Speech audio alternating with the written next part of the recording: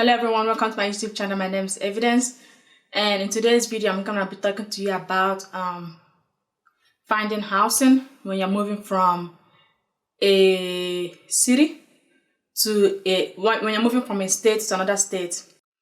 So I moved from Murfreesboro, Tennessee all the way to Seattle. Like, that's over 2,500 miles.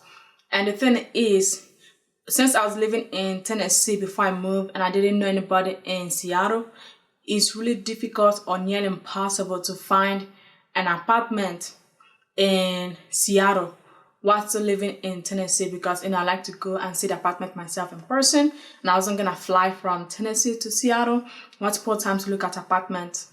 And also on top of that, you don't know the area, right? So when I was living in Tennessee, I don't know Seattle very well, and I don't know which areas I want to live or don't live in. So it's really difficult to find housing when you're moving from one state to another. And something happened to me, like when I was moving from Seattle to Denver, I felt like it's gonna be really difficult for me to find a house here in Denver while still living in Seattle.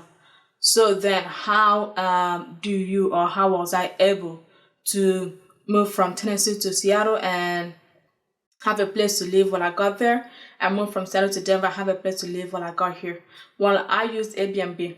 Okay, so I used Airbnb. So basically, when I first moved from Tennessee to Seattle, I kind of got frustrated looking for apartments long distance.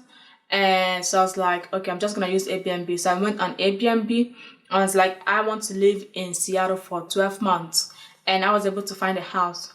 And the place I found, looking back in retrospect, wasn't like the best place ever. It was like a house, and there were like 4 or 5 people living there, or 3 people living there, depending on the situation. And I shared a bathroom and a shower with some other people. So I didn't mind too much. I was just focused on finding a place. So I booked a place to live in Seattle for 12 months while I was in Tennessee. That's how I was able to find housing there. And after that 12 months was over, so I was like, I want to move from where I was living. And I was like, okay, I'm gonna go on Airbnb. And so I went on Airbnb and found a place again.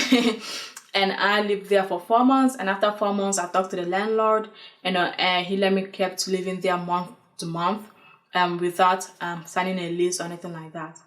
And when I was moving from Seattle to Denver, I also did the same thing. So but this time I did 1 month. So I just went on Airbnb and was like, I want to live in Denver for 1 month, and I found a place. It's really good. It's a nice 1-bedroom. That's actually where I'm filming right now. And once I was here in Denver, and once I had boots on the ground in Denver, then I started looking for apartments in this area.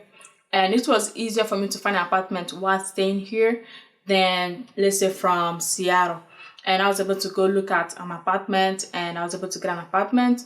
And actually, very soon, I'm going to be moving out of my Airbnb. So that's kind of my tip of, like, if you're moving to a new state, or if you're moving to a new country, or if you're moving from one end of the state to another end of the state. Basically, if you're moving long distance and you don't know anybody where you're moving to, or and you don't want to stress about finding housing, my tip is for you to kind of use Airbnb to find a place, and also talk to the owner of the place and tell them there's a possibility you may stay longer than the Airbnb contract, and pay them on a month-to-month basis. For example, like this place, I paid through Airbnb for 1 month, but I spoke with the owner of this place upfront and told them, hey, I'm moving to Denver, and after my 1 month on Airbnb, I would like to pay you directly instead of paying you through Airbnb. And they agreed. So that's really good, because when you pay through Airbnb, you pay a huge fee. And also Airbnb collects like a small fee from the person hosting you.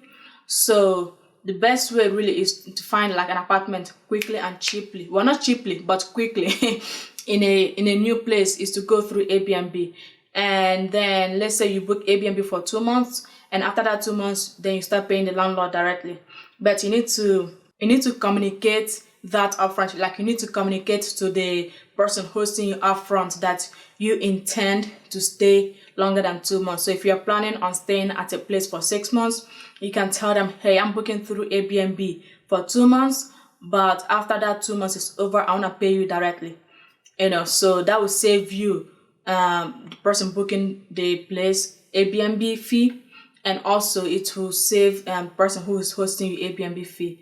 And also the beauty about Airbnb, or like finding a place to live through Airbnb, is that there's no security deposit, there's no application to get accepted into an apartment.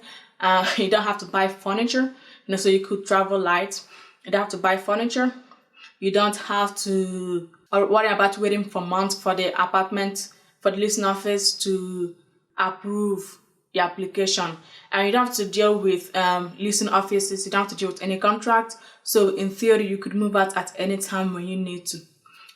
So yeah, that's kind of my tip of like how to find housing when you are moving cross state, cross city, and you don't have the opportunity to go to the new place to look for an apartment before you get there. So I hope this video helps somebody who's like me, young and moves a lot.